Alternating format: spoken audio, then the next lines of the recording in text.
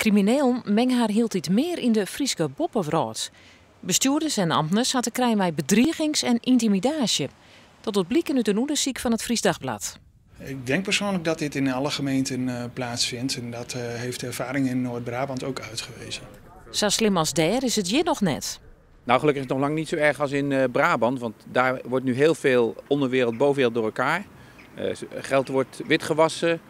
In buurten hebben ze grote invloed. Dat is natuurlijk hier nog niet aan de hand, maar dat willen we ook juist voorkomen. Maar ook hier zie je natuurlijk al, ik heb al veel wietkwekers gesloten.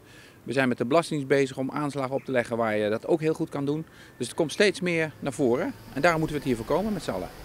De angst is dat criminelen die in het zuiden van het land ompakt worden, haar heil ziekje in het noorden. Het noorden is een heel geschikt gebied ervoor, want veel afgelegen gebieden en schuren die geschikt zijn voor productie van hennep, maar ook andere vormen van drugs zoals ecstasy. Dus daar is men dan alert op. Het is nog niet zo erg, maar af en toe duikt het al op. Dus... Burgemeesters hier binnen extra alert en zetten de belastingdienst in om de criminelen om te pakken. Heel vaak is het duidelijk dat in cafés of waar dan ook geld wordt witgewassen. Dan kan ook de Belastingdienst ingrijpen. En dat ga ik nu uitbreiden. We gaan in een aantal wijken. Ik heb geld van de gemeenteraad gekregen om wat extra inzet te plegen op het voorkomen dat het ook in wijken gaat gebeuren.